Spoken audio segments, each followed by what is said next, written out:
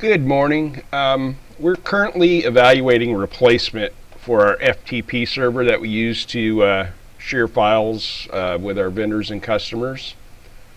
So we wanted everybody to give it a try, play around with the one we're testing out and see if it would work for everybody or if there was any issues. So the way you get to it is you open up a browser and you go to waltersandwolf.exavault.com, and it brings you up to this screen here, and then you can log in. So the login, the username is just WWG for glass, and the password is waltwolf41450 with a capital W. Once you enter that, you just hit login, and it will bring you up to a list of folders that we've already set up. Under here you'll see a folder called Pub. In that folder we have a list of folders for all of our vendors, which is the same way we have it set up on our current FTP site. If you want to find a specific vendor, you can click up here and just start typing the name or part of a name and click the magnifying glass, and it should bring you up that particular folder that you're looking for. If you want to go back, you didn't get the folder that you wanted, or you want to look for a different one, you can just hit clear results here, and that will bring you back to a list of all of the folders. So the way to use this is, first of all of the folders have been shared out. We went ahead and shared them out, so you don't have to worry about doing that function at this time. We'll go into that later on. But you can go into one of the folders for the vendor, which I'm going to just use this one. And under here you'll see there's one folder. You can also create a new folder by clicking the new folder button and giving it a name and just hitting OK, and that will create a new folder. You can go into this folder that we've just created and upload files. So the way to do that is you click on the Upload Files button, and here you can just drag and drop a file onto this screen if you want, or you can do Add Files, which will give you the opportunity to browse to folders on the network or on your computer, find the file that you want, and double click on it. File and or files, you can do multiple files.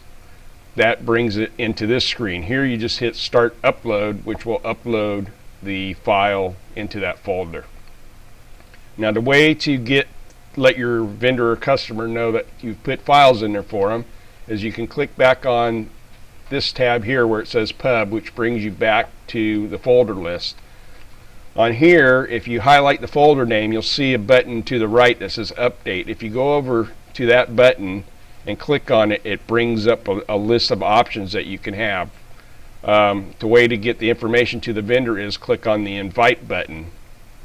This will bring up a dialog box, which is just like an email dialog box. So we're just going to send it to me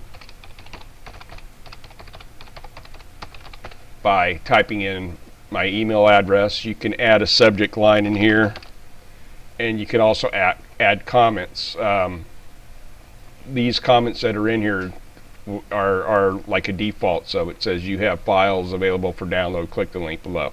Once you do that, you just hit send, and that sends out a link to your vendor or customer, and they will get an email that looks like this, and all they have to do to get to the files is click on this link, which will bring them to that particular folder. In here they can upload files if they need to, or they can download files, whichever files they want. You can go into a particular folder and just download that particular file, or download all of the files, that type of thing. Something to remember is files that are put into this system are only going to remain for 45 days. After 45 days they'll be purged out automatically. Another thing is, once if and when we decide to go with this new system, we'll switch the name to the way our existing FTP server is, which is just ftp.waltwolf.com, and all of the usernames and passwords that we've previously given to vendors and customers will still work.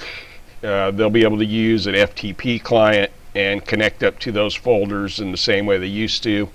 A few of them we've had to change the names because the new system doesn't like the naming scheme that we used originally, but once we decide to go with the new system, we'll update the wiki site with all of those usernames and passwords. So if you can give it a try and just test it out, see how it works, let us know if you run into any issues or have any questions. Just give one of us a call in the IT department and we'll help you out. Thank you.